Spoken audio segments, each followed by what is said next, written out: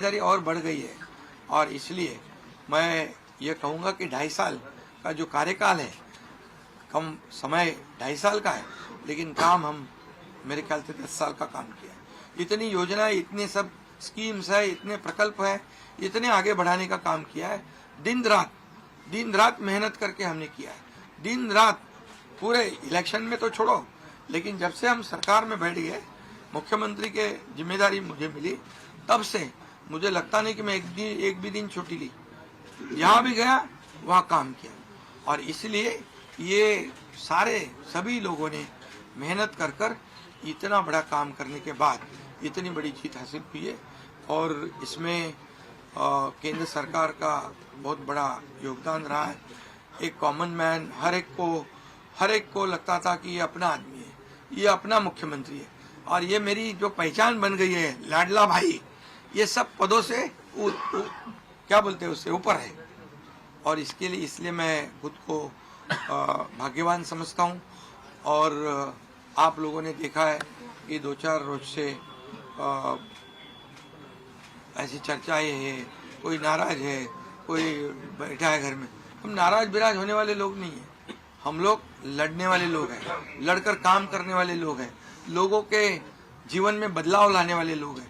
इसलिए अभी जो विक्ट्री हासिल हुई है, इससे हमारी और जिम्मेदारी बढ़ गई है।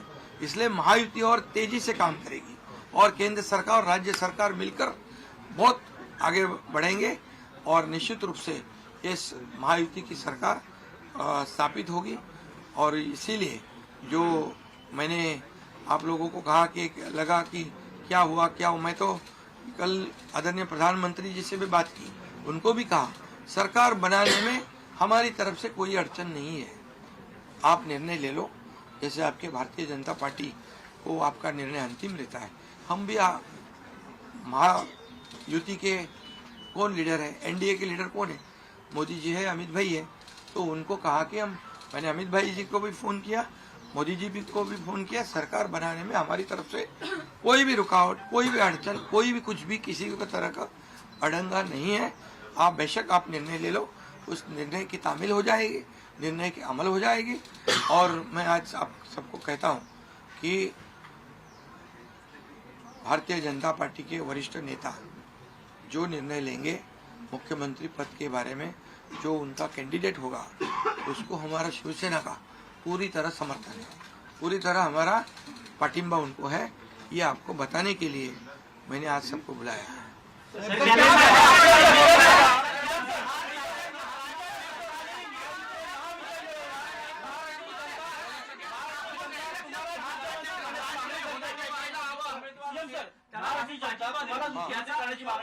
तुमच्या नेतृत्वाखाली महायुतीने महाविजय मिळवलेला आहे, त्यामुळे मुख्यमंत्री तुम्हीच व्हावं अशी महाराष्ट्र जनता मागणी करते। सर क्या त्याग करने के लिए तैयार है? सुनो, महाराष्ट्र की जनता का प्यार मुझे मिला है, महाराष्ट्रातल्या जनतेचं मला प्रेम मिळालं, जे प्रेम आतापर्यंत कुणाला मिळालं नाही। सक्का लाडका भाऊ ही ओळख निर्माण झाली माझी, ही कमी नाहीये।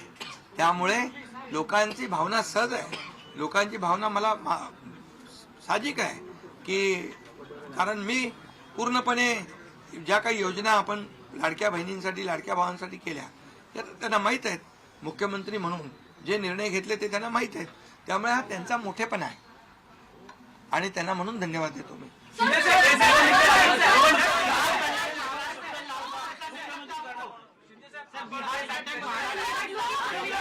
3 दिवसानंतर आज तुम्ही खूप फ्रेश दिसताय, पत्रकारांना पण भेटताय, पण 3 दिवस एकनाथ शिंदे होते कुठे, का भेटत नव्हते? अरे तुझं मला फोन करत होता, असं होतो, वर्षावर होतो, यांना भेटलो, सगळ्यांना भेटलो। कार्यवाहक सीएम है एकनाथ शिंदे, वो कह रहे हैं जो कुछ शीर्ष नेतृत्व का फैसला होगा वही हमें स्वीकार होगा, मुझे सीएम पद का कोई लालच नहीं है। चुनावी प्रचार के दौरान भी उन्होंने कह दिया था कि मुख्यमंत्री की रेस में मैं नहीं हूं, बीजेपी जिसे चाहे उसे मुख्यमंत्री बना सकती है, आला कमान का फैसला मंजूर होगा। महायुति एक बार फिर से बम्पर वोटों के साथ जीती है, सरकार में वापसी कर रही है। इस पर ज्यादा बातचीत के लिए मेरे senior colleague Jitendra Sharma news room से लाइव मेरे साथ में जुड़ गए हैं। जितेंद्र, क्योंकि प्रबल दावेदार के तौर पर देवेंद्र फडणवीस का नाम ही सामने आ रहा था और अब एकनाथ शिंदे तक शायद हो सकता है शीर्ष नेतृत्व का मैसेज पहुंच गया हो, इसीलिए शाम तक पर्दा हटना था, लेकिन उससे पहले प्रेस कॉन्फ्रेंस करके बता दिया कि नाराज नहीं हूं मैं। देखिए रचना, इसको इस तरह समझना जरूरी होगा कि एकनाथ शिंदे क्योंकि मुख्यमंत्री रहे हैं, सबसे पहली प्रेस कॉन्फ्रेंस बयान उनकी तरफ से आना बेहद जरूरी था, क्योंकि बीजेपी इसमें सबसे बड़ी पार्टी बनकर उभरी है। 132 सीटें जीत करके बीजेपी महाराष्ट्र में आई है, 57 सीटें एकनाथ शिंदे ने जीती हैं। वहीं बाकी जो एनसीपी उनकी सहयोगी दल है वो उनके साथ है। जो पेच फंस रहा था वो सीएम पद को लेकर के फंस रहा था। देवेंद्र फडणवीस जो कि महाराष्ट्र में पहले मुख्यमंत्री थे, लेकिन जब एकनाथ शिंदे के नेतृत्व में सरकार बनाई तो एकनाथ शिंदे सीएम बन करके आए थे 2022 में। और निश्चित तौर पर अब जब बीजेपी बड़ी पार्टी बन करके आई है और एकनाथ शिंदे सीएम थे, तो पहले उनकी तरफ से ये बयान पहले आना बेहद महत्वपूर्ण हो जाता है कि वो सीएम पद के दावेदार नहीं है और प्रधानमंत्री जिसको बनाना चाहेंगे उसको वो मंजूर करेंगे। तो इस तरह से माना जा सकता है कि जो बीजेपी की तरफ से जो मुख्यमंत्री बनाने की जो बात की जा रही थी वो बिल्कुल सही है, और जो मुख्यमंत्री होगा महाराष्ट्र में वो बीजेपी की तरफ से ही होगा।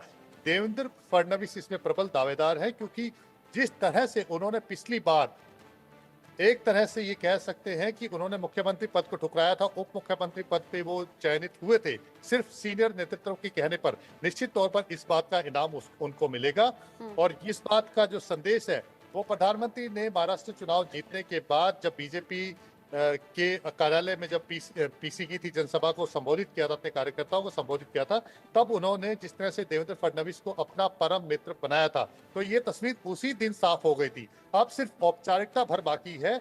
एकनाथ शिंदे ने अब कह दिया है कि जो प्रधानमंत्री कहेंगे उसको वो मंजूर करेंगे, तो निश्चित तौर पर ये माना जा सकता है कि जो अगले प्रधानमंत्री है वो देवेंद्र फडणवीस हो सकते हैं। यानी कि पिछली बार बड़ा भाई बनकर बीजेपी ने फर्ज निभाया और बड़ा भाई के साथ साथ बड़ा दिल भी दिखाया, एकनाथ शिंदे को मुख्यमंत्री बनाया, लेकिन इस बार जैसे ही चुनावों के रिजल्ट साफ हुए ये मालूम होने लगा कि बीजेपी लार्जेस्ट पार्टी बनकर उभर रही है और इस बार बीजेपी बड़े भाई के साथ साथ मुख्यमंत्री पद भी अपने साथ रखे। ऐसे में सबसे प्रबल दावेदार देवेंद्र फडणवीस ही कहे जा रहे थे और एकनाथ शिंदे की इस प्रेस कॉन्फ्रेंस के बाद ये लगभग साफ हो गया है कि देवेंद्र फडणवीस ही मुख्यमंत्री होंगे, क्योंकि एकनाथ शिंदे कह रहे हैं, पीएम ने कल फोन किया था, फोन कॉल पर हमारी बात हुई थी और फिर कहा था कि मुझे मुख्यमंत्री पद की कोई लालसा नहीं हो और इस लालसा के साथ मैं नहीं चाहता कि आप ऐसा कोई प्रेशर लें, प्रधानमंत्री जिसे चाहें उसे मुख्यमंत्री बना सकते हैं और आपका हर फैसला मंजूर होगा। एकनाथ शिंदे की इस प्रेस कॉन्फ्रेंस की जरूरत इसलिए भी थी जितेंद्र, क्योंकि लगातार खबरें सामने आ रही थी कि चाहे एनसीपी अजीत पवार गुट हो या शिवसेना शिंदे गुट हो या फिर बीजेपी हो, हर कोई ये चाह रहा था कि उनकी पार्टी का नेता मुख्यमंत्री बने। चुनावों के दिन से लेकर आज तक जब हम लोग भी डिबेट करते हैं, डिस्कशन करते हैं, तो पार्टी के नेता ऐसी इच्छा जाहिर करते हैं, लेकिन एकनाथ शिंदे ने प्रेस कॉन्फ्रेंस में साफ कर दिया कि हमारी कोई लालसा नहीं है और जो पीएम कहेंगे, जो बीजेपी आला कमान कहेगा वही होगा। और अब तो ये क्लियर पिक्चर समझे कि देवेंद्र फडणवीस अगले मुख्यमंत्री हैं।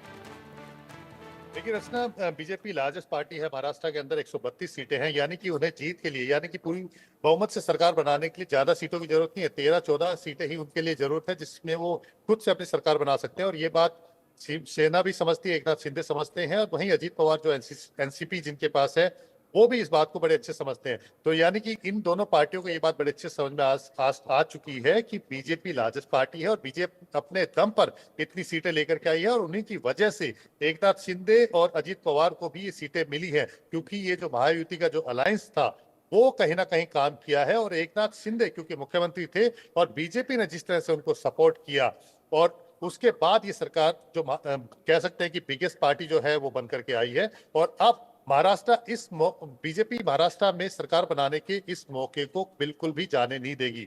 ये बात पहले से ही साफ थी कि लार्जेस्ट पार्टी बनने के बाद बीजेपी की तरफ से ही मुख्यमंत्री का चेहरा होगा। देवेंद्र फडणवीस का नाम जो है फ्रंट रनर के तौर पर इसलिए लिया जा रहा है क्योंकि ये जो चुनाव लड़ा गया था उसमें उनके बलिदान का भी योगदान है। जिस तरह से उन्होंने बलिदान दिया अपना सीनियर लीडरशिप के कहने पर, जिस तरह से मुख्यमंत्री रहने के बावजूद एकनाथ शिंदे की सरकार में वो उप मुख्यमंत्री बने, और उसके बाद जिस तरह से जो चुनाव हुए थे महाराष्ट्र में, उस चुनाव में जिस तरह से वो आगे रह करके लीड करके वो पार्टी को इस लेवल तक और अब लेकर के आए बलिदान कि का रिवॉर्ड 132 पार्टी सीट की जीत तरफ से पाए। देने की तैयारी है और अब पिक्चर क्लियर है कि देवेंद्र फडणवीस अगले मुख्यमंत्री होंगे, क्योंकि एकनाथ शिंदे ने कह दिया है शीर्ष नेतृत्व का फैसला हमें मान्य होगा। बहुत शुक्रिया आपका जुड़ने के लिए।